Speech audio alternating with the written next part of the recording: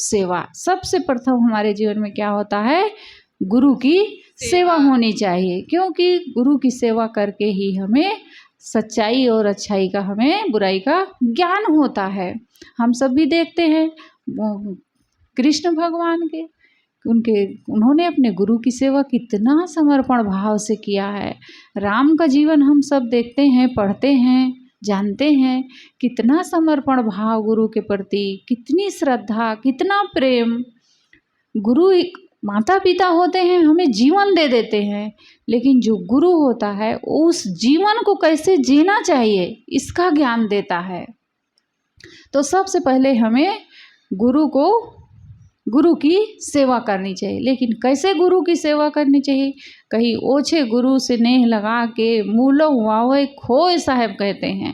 कहीं ओछे गुरु से नेह लगा लिए, छिछले गुरुओं से प्रेम कर लिए, तो फिर जो हमारा मूलधन है वो भी नष्ट हो जाएगा। यानी हम मूलधन क्या है, हमारे जीवन की शांति, वो भी चली जाएगी।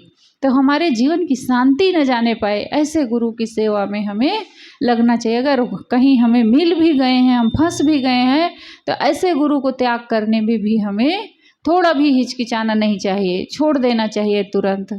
समझ में आ जाए, सदगुरु कबीर साहब ने कहा है, झूठे गुरु के पक्ष को तजत न कीजे बार। झूठे गुरुओं के प्रेम को छोड़ने में थोड़ी भी देरी मत करो, हट जाओ, उनसे दूर हो जाओ, नहीं तो तुम्हारे जीवन को भी ले डूबेंगे। सतगुरु कभी अंधे अंधा पेलिया दो कूप पर आए। जब गुरु भी, अब शिष्य के लिए तो कहा जा सकता हो तो स्वयं अज्ञानी है, अगर गुरु भी अज्ञानी मिल गया तो फिर दोनों अंधा अंधा एक दूसरे को ठेलते हुए कहाँ जाएंगे, कुएं में गिरेंगे और फिर अपने जीवन को ले डूबेंगे। गुरु भी अपने जीवन को भी ले डूबे हैं और शिष्य के भी जीवन को लेकर के डूब जाएंगे।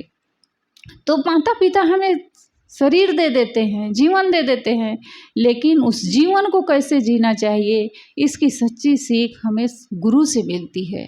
इसलिए हमें सच्चे सद्गुरु की खोज करनी चाहिए और उनकी शरण में लग करके सेवा, विनम्रता पूर्वक भक्ति करते हुए अपने जीवन को जीना चाहिए। दूसरी बात क्या कह रहे हैं साहब, जन बंदगी, सबके प्रति हमारे मन में प्रेम होना चाहिए। सदगुरु कबीर साहब ने कहा, जब लग दिल पर दिल नहीं तब लग सब सुख नाय। साहब कहते हैं कि जब तक लोगों से प्रेम नहीं होगा तब तक हमारे जीवन में सुख शांति नहीं आ सकती है। सबके प्रति हमारे मन में प्रेम होना चाहिए। ये नहीं होना चाहिए कि बस हमारा घर है, हमारा परिवार है, हमारे बच्चे हैं, बस हमारे साथी हैं, हमारा समाज है, हमारा गांव है, हमारा देश है।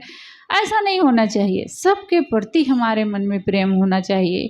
और लोग क्या है, अपने ही भाई से नहीं प्रेम रखते हैं, जो अपना सगा भाई है उससे ही प्रेम नहीं रखते हैं, तो दूसरों से कौन कहे। दूसरे को तो देख देख करके आदमी ऐसे ही चलता रहता है, लेकिन अपने सगे भाई की उन्नति आदमी नहीं देख पाता है। कहा जाता है कि एक घर में दो भाई थे, तो जो बड़ा भाई था वो थोड़ा पैसा ज़्यादा कमाने लगा, उसकी बहुत उन्नति हो गई। तो हुआ क्या, उसके जो भाई था वो देख देख करके उसको हमेशा जलता था। उसकी जो पत्नी थी वो भी जलती रहती थी कि ये तो विकास करते जा रहे हैं, उन्नति करते जा रहे हैं, हमारे घर में कुछ नहीं है। तो अपने पति को एक दिन कही, ऐसा करो कि एक औघड़दानी है, उनके पास जाओ और आप भी उनकी पूजा करके उनको खुश कर लो, और खुश कर लोगे तो फिर वो खुश हो जाएंगे, तो हमें ज़रूर कुछ न कुछ रास्ता बताएंगे या तो कुछ वरदान दे देंगे, हम भी धनी हो जाएंगे। वो गया, तपस्या करने लगा, खूब तपस्या किया, और वरदानी खुश हो गए, आ गए। कहे बताओ बस तुम्हें क्या चाहिए। कहे कि मुझे कुछ नहीं चाहिए भगवान, मुझे बस धन संपत्ति चाहिए, मैं बहुत गरीब हूँ। उसने कहा, वरदानी ने कहा कि ठीक है, तुम्हें संपत्ति मिल जाएगी। देखिए कहानियाँ हम सबके मन की हैं, जो हम लोगों को मन में चलता रहता है वही सब बातों को समझाने के लिए होती हैं। तो कहा कि ठीक है बेटा, तुम धनी तो हो जाओगे, लेकिन इतना समझ लो तुम्हें 1 गुना मिलेगा और तुम्हारे भाई को डबल मिलेगा इससे। तो कहे कि अरे तब तो बड़ा गड़बड़ हो जाएगा। तो कहे कि ठीक है, मैं तुमको एक देता हूँ पूजा करने के लिए एक पत्थर, इसको ले जाना, आप रोज नहा धो करके और इसकी खूब पूजा करना, आगे तुम बहुत धनवान हो जाओगे। वो ले करके उसको गया पत्थर को भगवान को और धर दिया, पूजा ही नहीं किया। पूजा करूँगा तो मैं धनी बनूंगा तो हमारा भाई मुझसे ज़्यादा धनवान हो जाएगा।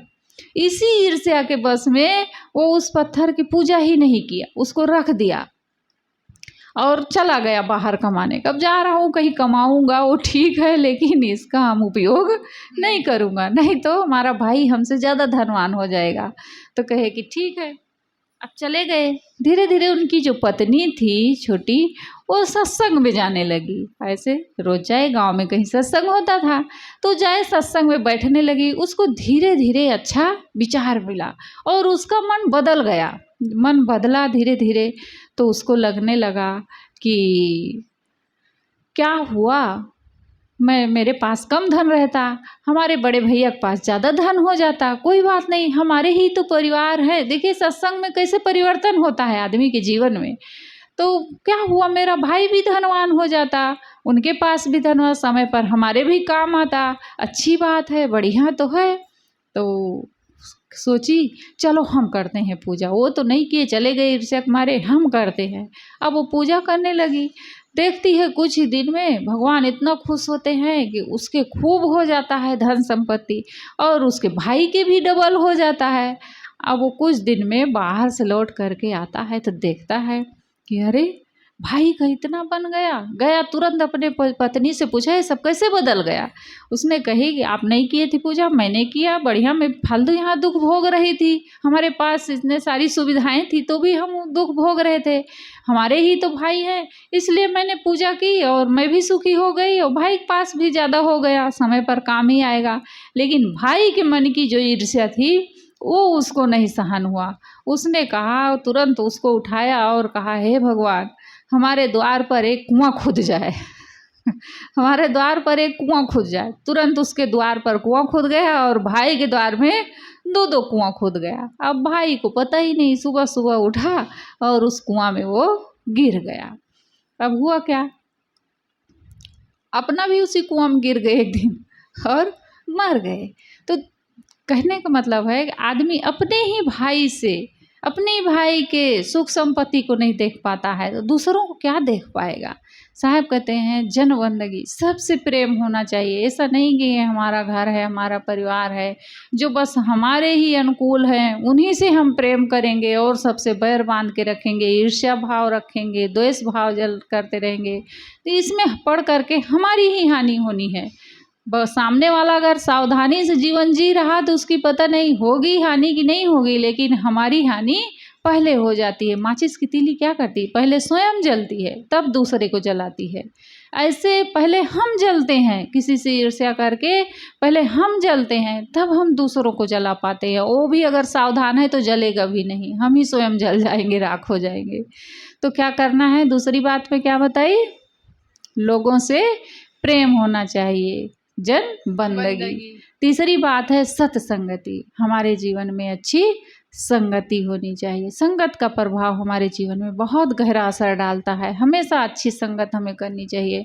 जितने परपंची लोग हैं, कुसंगी लोग हैं, उनसे हम सबको सदैव सावधान रहना चाहिए, चाहे गृहस्थ हो चाहे विरक्त हो, सबके लिए। जहाँ पर समझ जाए कि हमारे जीवन जीने के विपरीत है रास्ता, वहाँ से हम सबको तुरंत अलग हो जाना चाहिए। अगर वहाँ हम रहेंगे तो फिर धीरे धीरे हमारे जीवन में भी परिवर्तन आ जाएगा। कहा जाता है कि अगर कोई बर्फीली जगह में जाएगा, वहाँ बैठा ही रहेगा, तुरंत वहाँ से नहीं भागेगा तो उसका खून जो है धीरे धीरे वो जम जाएगा और वो मर जाएगा, वो भाग नहीं पाएगा। लेकिन अगर हम ऐसी जगह कभी पड़ भी गए गलत जगह तो हमें वहाँ से तुरंत उठ करके भागना चाहिए। अगर नहीं भागेंगे तो फिर हमारा जीवन एक दिन धीरे धीरे बर्बाद हो जाएगा। तो मैं कह रही थी सत्संगति, हमारे जीवन में सत्संग होना चाहिए। और चौथी बात क्या है, बैराग होना चाहिए हमारे जीवन में। बैराग का अर्थ ये नहीं है कि जो कपड़ा सफ़ेद पहन लिए, बाल बनवा लिए, आश्रम में रहने लगे, उन्हीं के लिए बैराग की ज़रूरत है। सबको बैराग की ज़रूरत है। बैराग का अर्थ कपड़ा पहनना, घर छोड़ना, ये बैराग नहीं होता है। अब आश्रम में भी चले गए, भले हम बाना पहन लिए बैराग का, लेकिन मन में बैराग है ही नहीं। न खाने की लोलुपता गई, न पीने की लोलुपता गई, न देखने की लोलुपता गई, न सुनने की लोलुपता गई, न बोलने चालने की लोलुपता गई मन से। मन जैसे विषयों में तब डूबा रहता था, वैसे आज भी डूबा है। घर परिवार के प्रति प्रेम राग बना ही है, मोह माया बनी ही है, कुछ छूट ही नहीं रहा है। यहाँ पर भले कपड़ा पहन लिए हैं तो वो बैराग नहीं है, उसको बैरागी नहीं कहते, उसको संसारी कहते हैं। और जिसके मन से काम क्रोध लोभ मोह छूट गए, विषयों के प्रति जिसके मन में बैराग हो गया, जो साधु जीवन जीता है, उसका खान पान अच्छा है, उसका रहन सहन अच्छा है, बोली बानी अच्छी है, जिसका जीवन पूरा विकारों से ऊपर उठ गया, भले वो कोई भी कपड़ा पहने, वही साधु है। तो जो विषय हैं उनसे बैराग होना हमारे मन में क्या है? बैराग है, विषयों के प्रति बैराग होना। तो साहब कहते हैं, क्या कहते हैं, क्या क्या बताई मैं? 4 बातें भारती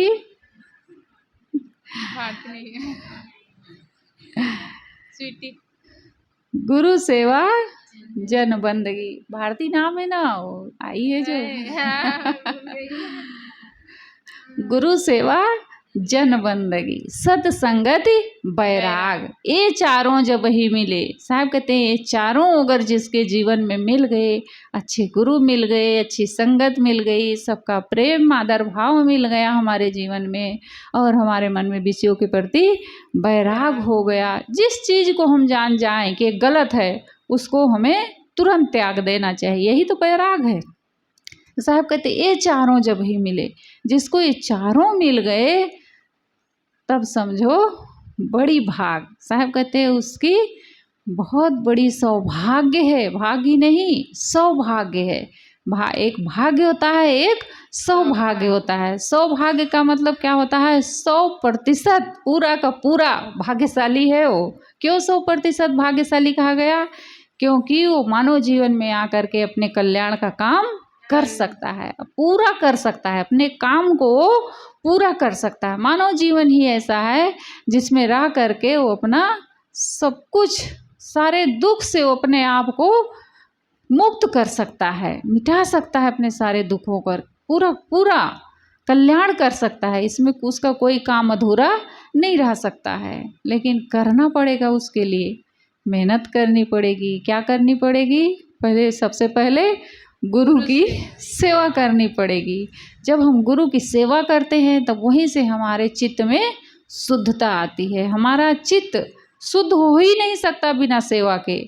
प्रथम हमारे जीवन में सेवा होती है, गुरु के प्रति हमारे मन में सेवा का भाव होना चाहिए। सबके प्रति, अपने बड़े बुजुर्गों के प्रति, जो भी हों सबके प्रति हमारे मन में सेवा का भाव होना चाहिए। सेवा से ही हमारा चित्त शुद्ध होगा, और जब हमारा चित्त शुद्ध होगा तब क्या होगा? उसमें हमारा अंतःकरण शुद्ध होगा। हमारा अंतःकरण जब शुद्ध होगा तो उसमें ज्ञान टिकेगा। हम जो सुनेंगे, गुनेंगे, पढ़ेंगे वो हमारे भीतर फिर टिकेगा, तब ज्ञान होगा हमारे भीतर, और जब ज्ञान होगा तो उससे ध्यान होगा, तब जाके हमारा कल्याण होगा। तो हम सबको ये 4 बातें अपने जीवन में जरूर अपनानी चाहिए। कौन कौन? गुरु सेवा, सत्संगति, बैराग, ये चारों जब ही मिले सो पावत बड़ भाग। हम सब सौभाग्यशाली है ना? कौन कौन है दुर्भाग्यशाली? बताओ, कोई नहीं ना? सबकी 100% सौभाग्य है। सब अपने अपने जीवन का कल्याण कर सकते हैं, और गुरु की सेवा करते हुए, लोगों से प्रेम करते हुए, अच्छी संगति करते हुए अपने जीवन को हम सब निर्मल पवित्र बना करके इसी जीवन में हम सब सुख और शांति को पा सकते हैं। बस इन्हीं शब्दों के साथ मैं अपनी वाणी को विराम देती हूँ, क्योंकि दीक्षा भी होनी है तो उसमें भी थोड़ा समय लगेगा। तब तक एक भजन सुन लेते हैं सुधा जी से। बोलिए सदगुरु कबीर साहेब की जय।